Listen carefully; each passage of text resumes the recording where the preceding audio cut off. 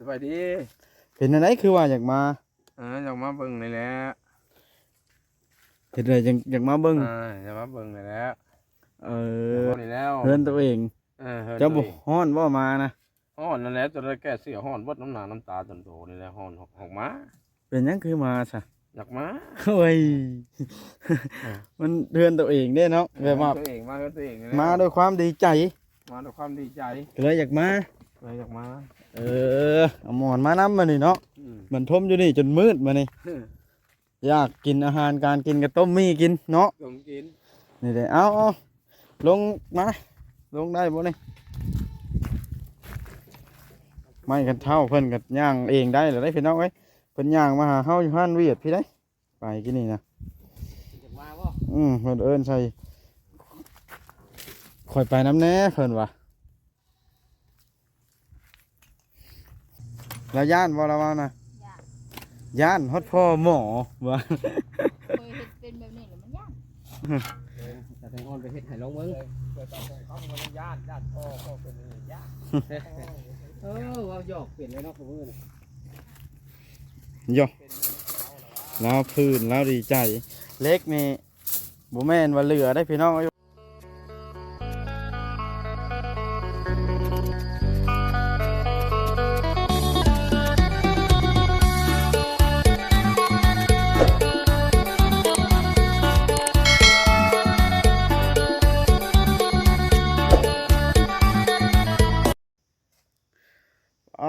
โตพี่น้องเอ้ยถ่ายอีกก่อนบาทหนึ่งตอนสิพักเที่ยงแล้วบาทนี่พี่น้องเอ้ยแดดร้อนเขาก็ได้มาแต่ไปซื้อน้ำแข็งแล้วก็ไปแวะซื้อน้ำแข็งอยู่ห้านเวียดพอดีว่าท่านมอก็จากมาเหรอนี่ได้ก็สิมาเป็นไหนจังว่าจากมาสบายดีสบายดีเป็นอะไรคือว่าอยากมาอยากมาเบิ่งนี่แหละเห็นอะไรอยากมาเบิ่งอยากมาเบิ่งนี่แหละนี่แล้วเฮือนตัวเองเจ้าบ่ฮ้อนบ่มานะฮ้อนนั่นแหละตัวได้แก้เสียฮ้อนเบิดน้ำหนาน้ำตาจนโตนี่แหละฮ้อนออกมาเป็นหยังคือมาซะอยากมาโอ้ยมันเฮือนตัวเองเด้เนาะแบบว่าตัวเองมาเฮือนตัวเองนี่แหละมาด้วยความดีใจมาด้วยความดีใจก็เลยอยากมาเลยอยากมาเอาหมอนมานำมานี่เนาะมันทมอยู่นี่จนมืดมานี่อยากกินอาหารการกินกับต้มมี่กินเนาะต้มกินนี่เด้เอาลงมาลงได้บ่นี่ไม่กันเท่าเพิ่นก็ย่างเองได้เหรอได้พี่น้องเอ้ยเพิ่นย่างมาหาเฮาอยู่ห้านเวียดพี่ได้ไปกินนี่นะ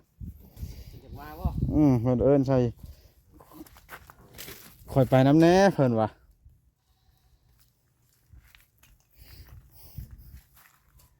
หักลัดตุ้ยได้เดี๋ยวนี้กระโตละกลมไอ้ลุยอยู่นะค่อยไปแบบนี้แหละสกอนมันบางแห่งแห่งหักบดนึ่งเสือเนาะเสือกล้ามกับบ่ใช่บ่ยอมท่านหมอเสือกล้ามก็ใช้บ่ได้ฮ้อนมันเพราะว่าฮ้อนเสือกล้ามก็ใช่บ่ได้มันฮ้อนน้ำพุน้ำโซ่เลยเบิ่งแน่ผู้สาวเจ้านะมาแต่เช้าพุ่นเราเฮ็ดนะพ่อเนี่ยไรก็สิมาเนาะรู้สึกจังไดเ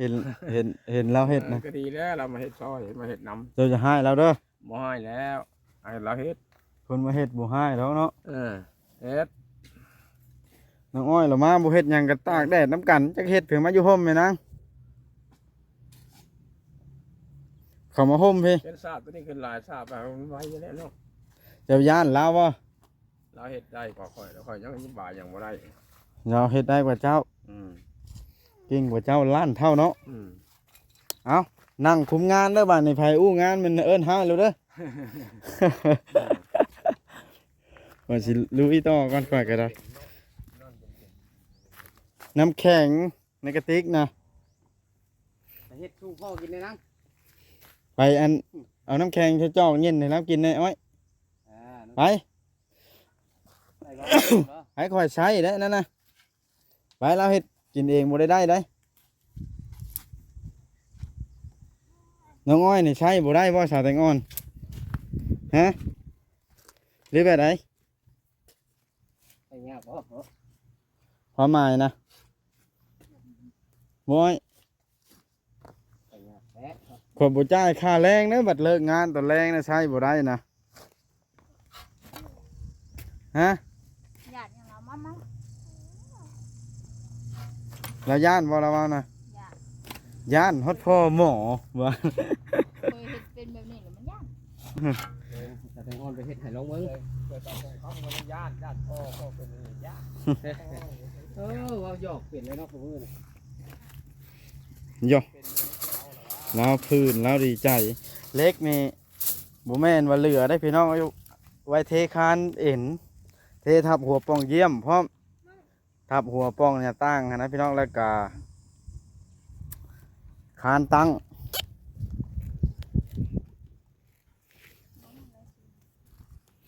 ตั้งบ่ได้แล้วกองอันนี้ก็ได้สาวแตงอ่อนเฮ็ดอันเพ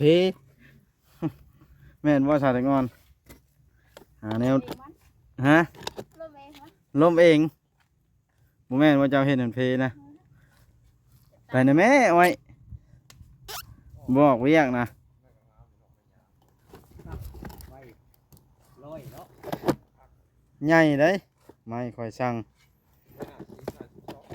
หน้า13กับหน้า11ข่อยเฮ็ดนะบ่แม่นสิเฮ็ดลิ้นๆ FC คอมเมนต์นะว่าโอ้บ่เป็นตาแท้ว่าแต่ละคนถ้าเบิ่งพี่น้องเอ้ยคือเฮ็ดชาแท้แล้ว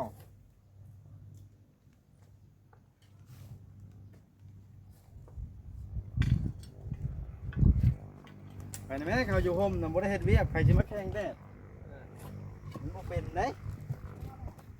มันก็เป็นไข้แล้ว ย่านย่างลาวไปแล้ว ไปเอาน้ำแกงใส่ให้ลุงหมอกินเด้อลุงเด้อโตนะคนยังน้อยนะลุงหมอเดี๋ยวเด้อคือตัวสิเอิ้นอะไรชุดแล้วแต่โตพอหมอก็ได้ เราให้ว่าหยอกย่านพ่อเขาเรา อันนี้เรายิ้มแล้วพื้นเลยบอกบ่ให้มาแต่ว่าอยากมา มาแล้วมันหวานใจเนาะ มาแล้วมันมาเห็นเงินกำลังใจอยู่นี่อีกนั่นเด้บ่ย่า อย่าให้เนาะพี่น้อง ว่าสาแตงอนเมื่อยบ่เมื่อยก็อดเอาข่อยก็เมื่อยคือกัน เรียกผมมีไฟบ่เมื่อยดอกพี่น้องเพราะว่าชาวแตงอ่อนแล้ว อดเอาได้อสาแตงอนเด้อเมื่อยก็เด้อได้จึงพัก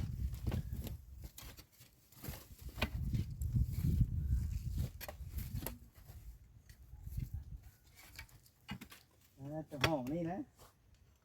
เต็มเนาะตอนแรกที่ได้เห็นห่างอยู่บ่นี่สร้างเวียงนี่บ่พักได้พี่น้องเฮ็ดเวียงนี่ทั้งที่บ่ได้มีงบค่าจ้างลาวได้นี่เฮ็ดขั้นตอนนี้นะ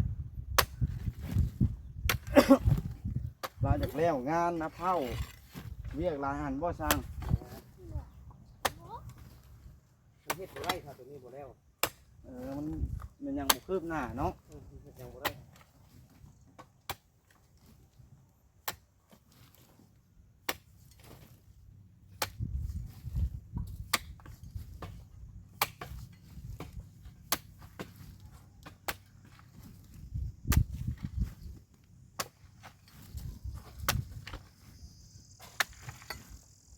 เนี่ยชาตะงอน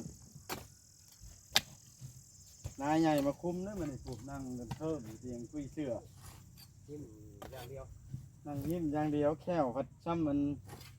แค่วมันค้ามแค่ทั้งหน้าบ่มี รู้บ่ล่ะ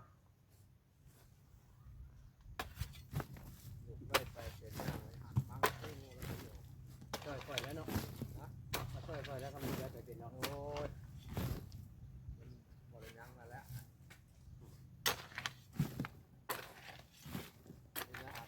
รับกันเท่าหวานเอาป้าตามเอาป้ากันเท่าไหนจะลบมันนี่แล้ว ก็ซื้อน้ำน่ะชาตะงอนลาวกับอู้งานอยู่บ่ลุงเวียง โอ้โหเป็นไหนเราก็พาลูกเราไปเช่าเมื่อยเนาะเย็นมึงก็ โอ้ เราเอากินเด้อ เยี่ยมเลยแนวนี้ล่ะ FC ได้เห็นแล้วว่าเนี่ยจะต้องขยัน เราว่าพื้นเจาะน้ำนี่แล้วคืนนี่พันเรามีใหญ่ใจดีเจาะน้ำให้ได้เรา แม่นบ่ทานงานฮะ เป็นได้พันได้ ทานบ่ เมื่อคื คืนนี้ก็เห็นเขาทางน้ำไปเบิ่งเขาทางน้ำวัน นั่นละพันว่าเขาจ้อให้ตัวเอง เออ โอ้พันสิเป็นจริงอยู่บ่บัดนี้ฮะ ทำพันเป็นจริงเพื่อหน้านี่ผ่านซอยลุงสร้างไงได้ ชาแตงอ่อนเนี่ยคนบ่ได้มีอันนั้นบ่ได้มีดวง มันก็พญายชุนเลยก็ได้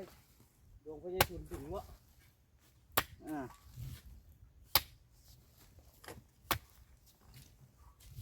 ใจเย็นๆชาแตงอ่อนเลยบุญเข้ามาฮอดอาจสิได้แบบนี้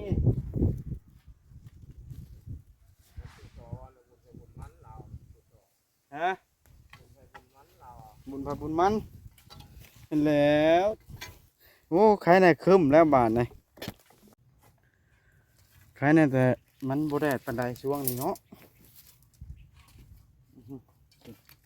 แต่ทั้งอ่อนก็ขยันสมควรอยู่เด้อนี่คอยจะเพิ่งเคยเจอเด้อนี่ ครั้งแรกวะ โอ้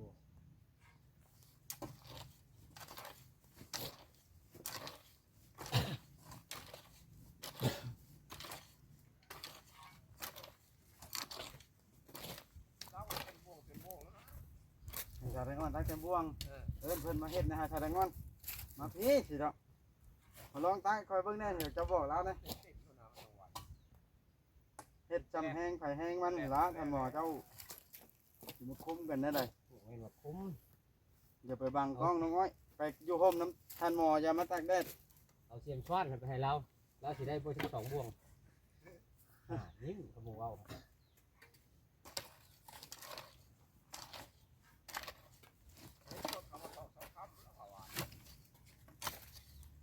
ฮะ 3 3 รถจะเหลือเพื่อแล้วซ้ำนี่จะเอาเอาทรายมาใส่น้ำให้มันแซ่บว่าให้ใส่เทดินนี่แล้วมันบ่จะแซ่บเวลาเขาเอาน้ำใส่แล้วมันล่มเหยียดเล็ดเป็ดป้านเอาเทพื้นแล้วมันสิมีวางหนาวางบางถ้าเราเอาทรายมาพกถึงเขาปั๊บเลยระดับแล้วเขาเทแล้วมีพื้นที่เสมอ นิ่ม ที่คอยเฮ็ดแล้วต้องเฮ็ดให้คักแล้วนะ มี FC คอมเมนต์คอยว่าเจ้าว่าค่อยๆสีมือบ่ถึงเจ้าเว้าบ่ฮะเจ้าจะหาเว้าได้เจ้านะ พูดแล้วรูดเพื่อนเจ้าหน่อยเนาะ หาว่าคอยสีมือบ่ถึงแม่นลีบ่เพื่อนค่อยเพื่อนสองหลังเว้าลินั่นน่ะจะว่าไผเฮ็ดน่ะ ข่อย บ่อยู่กูมือนี่นะ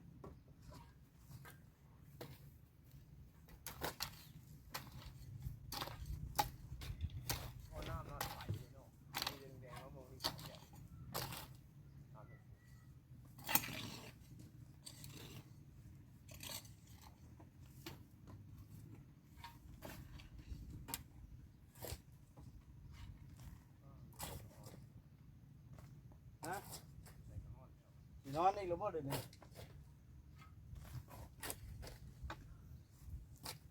เป็นแรงที่ได้เห็นห่างอยู่ดอกเนาะ จะได้มันก็ต่อแรงเลย เทศโพนสว่างนี่บ่มีห้านอาหารขายบ่บ่มีเนาะ ดีกว่า ตลาดสิโนยกไปบัดนี้แต่แรงมันได้ค่อยมามันไก่ เห็ดได้มาเราฝรั่งสร้างมือที่เนาะ เออ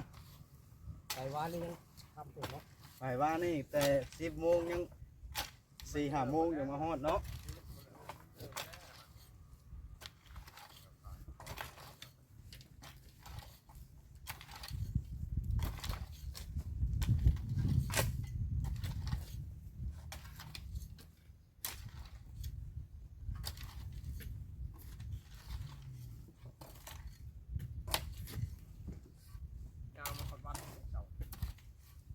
บูย่างมาเลยมาถ่ามูอยู่พี่อื่นย่างมาเลยเด้อมาเบิ่งดีๆแล้วพี่มันเป็นยังเจ้าน่ะเฮ็ดย่างมาพี่แล้ว จังฮ้อนแท้ ออกเลยอย่างมันจะออกกำลังกายนะ น้องไอ้มาอยู่ห่มพี่คันบ่กล้ามากันเลยคันย่านลุงหมอกันแล้วมั้ยพี่ตกบาดนี่บ่ยอมพักอหลีนี่เนาะน้องอ้อยก็เฮ็ดคือกันบ่ฮะ เออ เฮ็ดเทื่อบ่แล้วทำเล็กน้อยย่านลุงหมอบ่กล้าเข้าพุ่ม บ่กล้าเข้าห่มน้ำลุงหมอนี่แต่ เอามือ ผมก็ได้ บ่กล้าเข้าห่มย้อนเจ้า เจ้ามาไล่เด็กน้อยออกตากแดดบ่เด้อนี่ จะได้เอามือ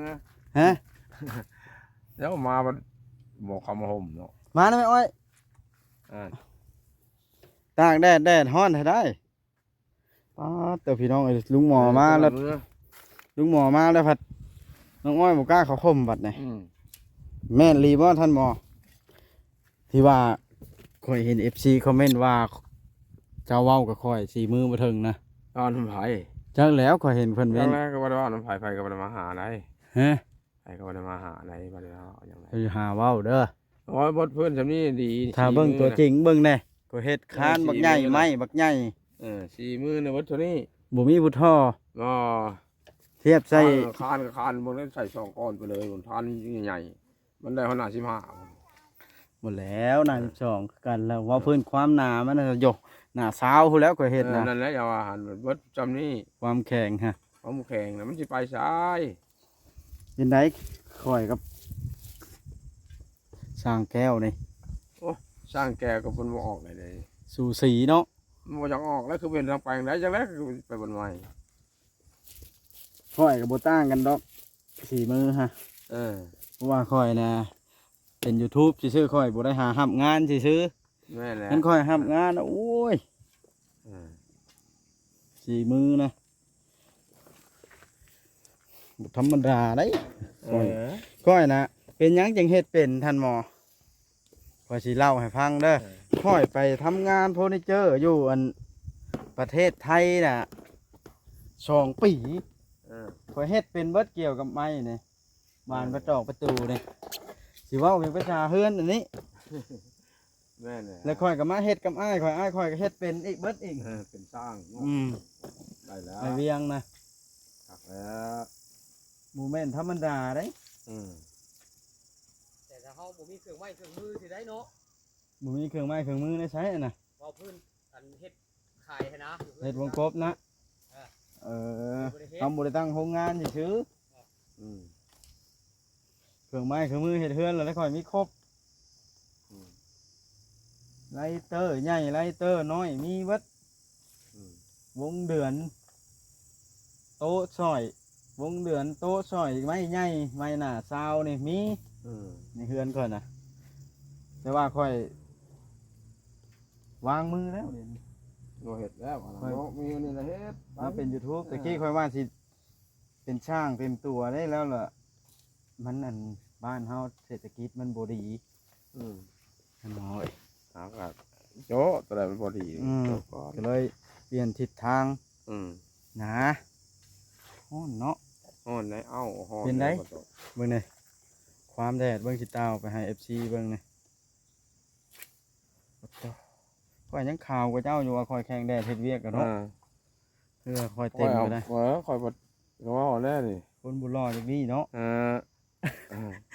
เดี๋ยวท่านหมอพี่น้องเอ้ย แล้วก็ลูกปากได้เว้าเป็นเล็กๆน้อยๆนี่ แต่ถ้าคือย่างมาหาข่อยได้ซะ เดินย่างมาแล้วเนี่ยมาหากันย่างนี่นะหากันเริ่มย่าง เด็กพี่น้องไอ้น้องอ้อยเพิ่นก็ได้ห้องเข้ามาห่มก็บ่ห่มเผาแม่เพิ่นอยู่หั่นแหละ บ่เป็นแล้วแข่งแดดเจ็บหัวแล้วเนาะ ห้องเข้ามา มาแม่อ้อยนี่เข้ามาอ่าน เฮ็ดได้สิบ่ย่านเจ้าว่าเจ้าไปเป็นพ่อในอนาคตเนาะ เออ ตายแบบนี้เนาะ ซ้ำกว่านี้ต้องคำนี่ซื่อต้องคำก็เป็นคนก้มหน้างุบ ข่อยไปเยื่อกกล้องให้เนาะลูกชายก็ก็ให้ไว้แท้ น้ำตาตื้นก็ได้ ติดได้พ่อขนาดเนาะได้เชื่อพ่อแบบเต็มร้อยขนาด ลูกชาวท่านหมอได้เชื่อพ่อเต็มร้อยขนาดจี้กล้องใช้ให้แล้วได้ เออ ท่านหมอตะกี้ก็โอ้ยยังกล้องให้นี่ไปรี ใช่ครับเห็นเจ้าละให้แล้วบ่ ไปรีอยู่แจให้เลยตะกี้เนาะ ให้เลยละลี ให้เฮ็ดหยังอ่ะนะ รักอายคนนี่แล้ว กูมือนี่ย่าและอาย ย่า นะ อายเลย บ่ให้อีก มันบ่ออกเลย เออย่ า เห็นได้แบบนี้แล้วผู้คนก็ย่าเว้าใช่หรือว่ากูมือนี่ นี่จะผู้ห้องใส่นี่ บ่มีผู้ชายร้ายอีก อืม ต่อเจ้าต้องแน่ใดก็อย่าเว้าแน่ใดก็อย่าเจ้าต้องเอาชื่อเสียงของเพิ่นละรูปมาบูชา ไหวก่อนนอนกูมือเฮือนแล้วนี่เด้อ เออ เพื่อให้บุญเพิ่นค้ำน้ำสู้ตลอดไป เพื่อให้เพิ่นอยู่ดีมีแห้งข่อยก็คือกัน นี่ ถ้าบ่ได้เพิ่นนี่โอ้ยข่อยก็ นี่เขาก็ถามหลายคนโย ถามว่าได ชื่อเสียงเองนามเพิ่นจักแบบใดบ่จักแล้วว่ะ เพิ่นบ่ให้บอกเนาะ บ่จำบ่ทันบ่ทันฮู้จักหยังได้ว่ะ เพิ่นช่วยด้วยใจบ่แม่นเพิ่นช่วยหวังผลเนาะ เพิ่นช่วยด้วยจิตใจเพิ่นได้ว่ะเพิ่นถามหนุ่มสำไรยังนั่นสำไรเขาบ่จัก อายุเพิ่นนะ เออ 60ปลาย โอ้ แต่ว่าเพิ่นบ่ได้เท่าชำเจ้าได้ เพิ่นสนุกเนาะ เพิ่นก็บ่ได้ทำการทำงานคือกันนี่ล่ะ การงานไปแน่ ต่อ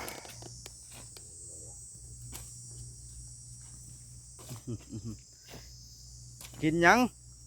แต่เฮาตอนเที่ยงนี่ต้มมีบ่ น้องอ้อยมักกินต้มมี่ อ๋อ น้องอ้อย จัดให้เพิ่นเนาะ จะได้เพิ่นสิดังไพ่เอง เพิ่นบอกมันคุมงานคุมอันผู้สาวมื้อนี้มานั่งแนมผู้สาวเฮ็ดเวียก เพิ่นว่าผู้ชาวสวานน้อยโพดเพิ่นบ่เต็มสวาน ตีผู้สาวฟ้าน้อยผู้ชึกเป็นไรอันตาตะงอนอันผู้บ่าวตีนี่ให้บ่แล้วแต่เพิ่นเนาะ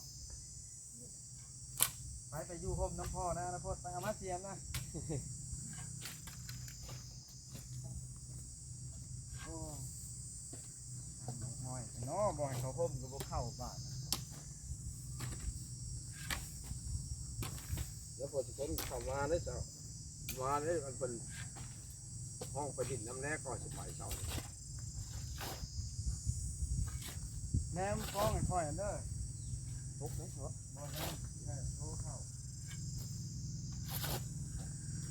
เราอยู่ใส่เลย อยู่บนเรือ คุมคานสิ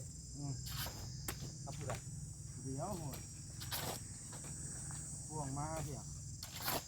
เนี่ยให้บ่ นี่นั่นก็หมู่นี่เนาะ ถ้ามันไก่เจ้าก็เอารถมาตั้งใกล้ๆเจ้าข้านขึ้นรถเลยยุ่งทอกเติมมันใกล้กันเจ้าข้านติดกระดาษ ง่ายคือกันอยู่ไหนกันเนาะ เป็นได้ติด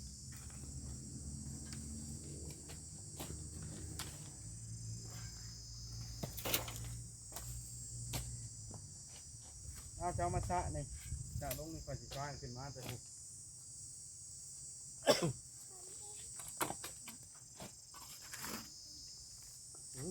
น้องอ้อยชวนมือแล้ว มาชวนเมื่อแล้ว บ่จบแน่ ฮะ จบเนี่ย บอกให้น้องอ้อยนะเห็นยังนะ ถ่ายเบาถ่ายเบา วางนั้นละ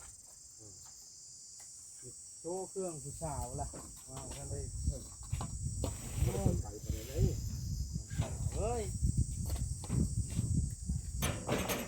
ไปแล้วไปนะเป็นอยากโชว์เครื่อง อย่าย่างไปไกลไรโอ้ไหนหมอตัวหน้าอันรถคอยนะกุ๊กจิ๊กนะเดี๋ยวจะย่างไปไกลสิล้มนะสิล้มใส่ต่อคอยสิเป็นโทษนะจะเฮ็ดย่างไปเหี่ยวเพิ่นวะพี่น้องเลยเท่านั้นละคอยสิอ้อยกล้องนี้แล้วมันอยู่ป่าอยู่เนาะลุง แสดงบ่อ้อยมาหาค่อยดอก พี่ แสดงว่าอยู่ป่าบ่ได้ดอก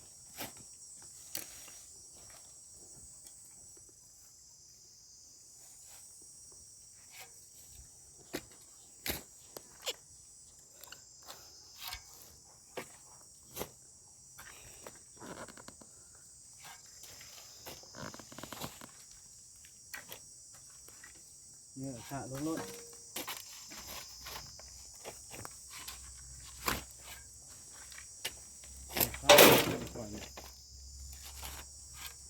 เราไปทอกห้องใหญ่นั้นในสถานที่ว่าชอบผู้เดียวนี่ยากแล้วห้องใหญ่นี่เมื่อสถานที่งอนเพื่อสิเต็มเนาะก็อยู่บ่ดิลุง บ่พอ ฮะ แต่เฮากะให้มันซ้ำนี่นะเพราะว่าเฮาสิเอาทรายมาปลูกเชิงอยู่แล้ว พอดีเนาะพอดีค่อยมา พอดีถ้าเบิ่นนี่พอดีเฮา เอาเสี่ยวชายมาปกเชิงเพื่อให้มันแน่นแฮง อะไรลุงบอยนี่ให้ช้อนเต็มช้อนช้ำข้อช้อนนี่ว่าอันท่านว่าเบิ่งได้ไหมเป็นข้อช้อนนะแองผู้ชายกับผู้หญิงมันต่างกันท่านหมอเอ้ยเจ้าก็ได้ ระวังนะค่อยๆมาได้ นั่นแล้วคอยจังบ่อยากให้ใช้แพมเพิร์สนะไปได้ไปเป็นอยู่หั่นเด้ ไปนักก็เอิ้นหลานเนาะ ไปแล้วไปเท่าไปแล้วก็นั่งแล้วนั่ง เท่าไปก็ได้เนาะ ได้โยกเข้าไปแล้วก็ได้ เดี๋ บ่ ยวเป็น มี ไข่น่ะแนวบ่ ก็ได้บ่มีแนวถือนะ ไปได้อยู่เนาะ ได้โยกเขาก็ไปบ่ได้ดีจังไส้แล้ว ก็บ่ไปแห้งเนาะ โดนไปเขาก็คิดพากันนั่นเหมือนกันเอา มันเพิดน่ะมันเป็นส่วนของคนติดเตียงพุ่นนั่น นี่ตัวเองไปได้อยังอันนั้นเนาะ ใส่ไปนั่งลิ้นน้ำหมูมันก็จะกินกันยังมันก็อายหมูเนาะอย่างหนึง บ่ไป คนไปได้มาได้หั่นนะทำใส่หมูไว้ลิ้นน้ำหันนี่คุยถิ่มใครแน่ ซื้อเอาทันหมอนี่บ่มาตากแดดให้น้องอ้อยเขาห่มบ่น้องอ้อยย่านลาวเฮ็ดเถียงเขาห่มได้ไหมจะย่านแล้วบ่ย่านขนาดพี่น้องเอ้ยใช้เนี่ยแต่บดจะเจือตอนเที่ยงเนาะง่ายแล้วแบบนี้บ้านดินก็ได้ พักดีกว่าเนาะจำเป็นต้องพักเที่ยง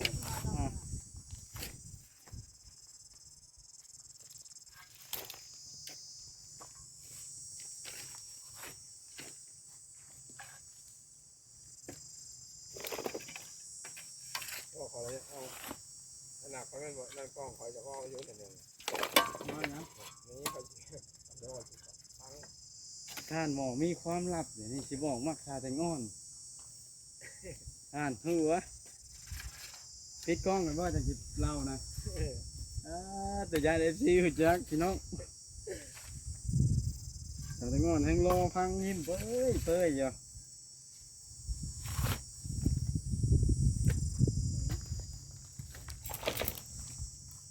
แล้วรอพังให้ยังชาแต่งอนฮะโอ้กล้องล้ม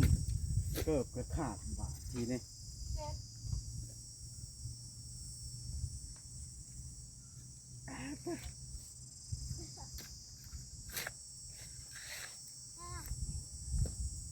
ฮะยิ้วได้ว่าน้องอ้อยคอยซ้อนเต็มแล้วแบบนี้ฮะยิ้วไหมได้คอยยิ้วป่ะ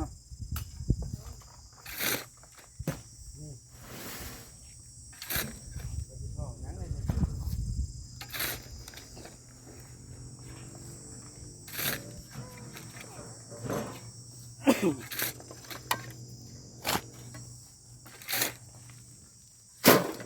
ี่นะคือว่าบ่ฮะแต่แตงอนไปเผาไล่หรือบ่นี่ บ่แล้ว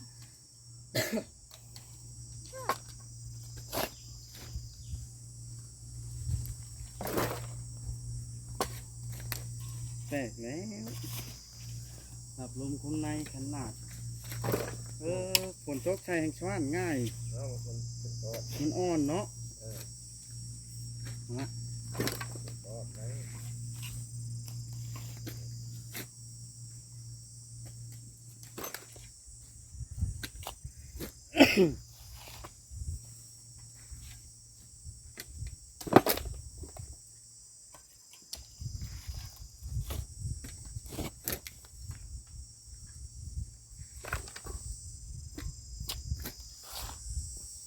ชวานง่ายฝนตกนี่เนาะแห้งเติบบ่คืนในทางนี้ ไม่เมื่อคืน กลางคืนนะ เมื่อคืน เปื้อแล้วเนาะอยู่บริมี บ่มีเรามีมันบ่มีเราเนี่ยเอาของมาขายนี่บ่มีเขาขาย เบิ้งวิธีการยุ่งนะน้องก้อย แล้วก็ไปขาย ไม่จิทอกบทันฮอดชุดมาเดี๋ยวย่อ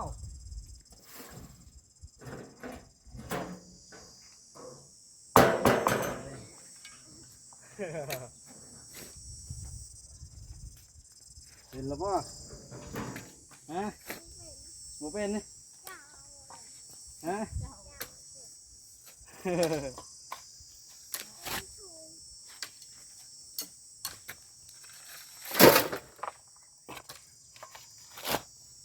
ช่วยกันนึกว่าลุงหมอเหนื่อยแห้งแล้วนี่เป็นลมแล้วนี่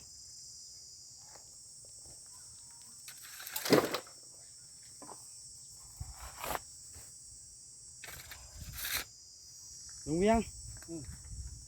มาสว่านใส่น้ำกันนี่แล้วเอาชุกใส่ล้อเอามันได้สว่านช่องเทื่อนั้นนะมันเต็มแล้วห้องน้ำเจ้านะให้ชาแดงอ่อนควัดบ้านนั่นแหละ เอาลงมาหลุด ฮะ ใส่ไม้ลงมา ลงมาย้อนอยู่พี่ เาไก่ก่อนมันจะเป็นตีนมันขึ้นไปเด้ปัจจุบันไหนกันหลบอยู่ทั้งพี่เขาที่ได้เห็นหยังนอนแล้วบ่ได้ดิโอ้ยน้ำเย็นเบิ่งก่อนนอนก่อนเด้อตามแบบนี้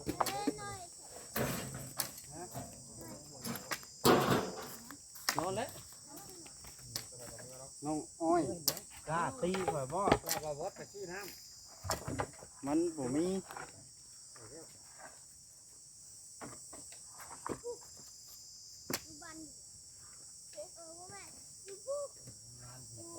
เฮ็ดครัวก่อน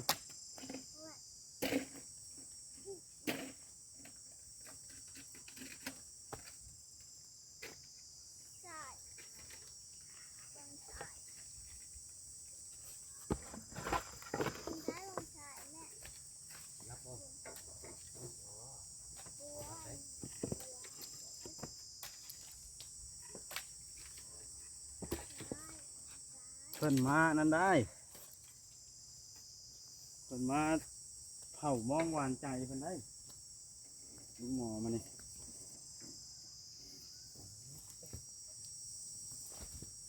โอ้ยก็ยอมแล้วอยู่เฮ็ดได้จังมาเผาฮอดหวานใจตัวเอง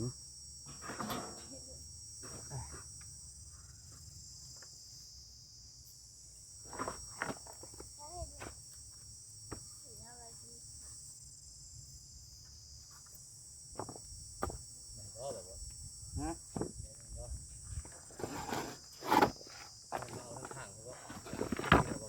ฮะ เอาลงมาล่างครับผม นี่เราได้อยู่บุญๆเลย ก็จะจอดใช้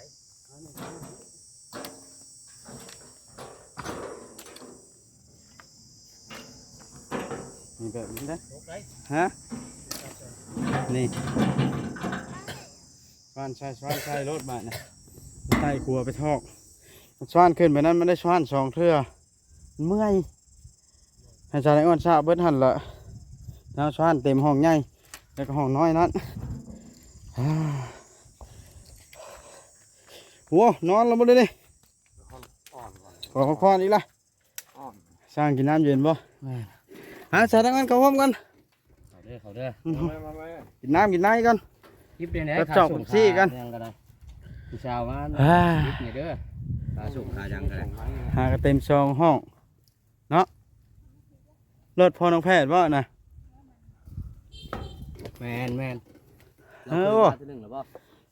มาเด้อมาเด้อ เออ มาเลย